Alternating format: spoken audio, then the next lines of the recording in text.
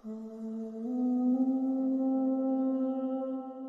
कदीम जमाने की बात है कि मदीना मनूरा के करीब एक खूबसूरत वादी थी जिसका नाम वादी नईम था। ये वादी एक छोटी सी नदी के किनारे आबाद थी, जिसका पानी इतनी साफ था कि झांकते ही दिल की गंदगी धल जाती। गांव के बाशिंदे सादा दिल, नेक और परहेजगार थे।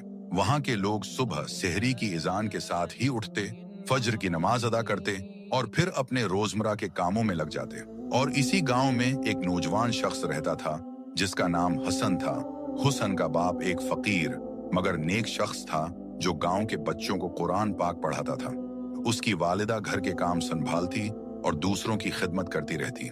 हुसन बचपन ही से ऐसा ज़हीन और शरीफ लड़का था कि गांव के बुजुर्ग कहते थे, ये लड़का किसी वली की तरह है। चेहरे पर नूर, दिल में खौफ खुदा और जबान पर सच्चाई। लेकिन अल्लाह की मशीयत कभी भी इंसान के मंसूबों से अलग होती है। एक दिन हुसन के घर में एक ऐसी मुसीबत आई जिसने पूरे गांव को सोच में डाल दिया। रात के अंधेरे में चिराग की लो ने आग लगा दी और चंद ही लम्हों में हुसन का घर, उसकी माँ की यादें और उसका प्यारा कुरान सब जलकर राख हो गया। सुबह हुई तो गांव वाले हुसन को ढूंढने लगे। कहीं वो बेहोश तो नहीं, कहीं वो रोता हुआ किसी कोने में तो नहीं बैठा। मगर जब वो मलबे के करीब पहुंचे तो हुसन को सजदे में पाया। उस वीडियो को मुकम्मल सुनने के लिए मेरे यूट्यूब चैनल खोलें। उसमें आपको ये वीडियो मुकम्मल मिल जाएगी और मेरे यूट्यूब चैनल को सब्सक्राइब करो ऐसी वीडियो देखने के लिए।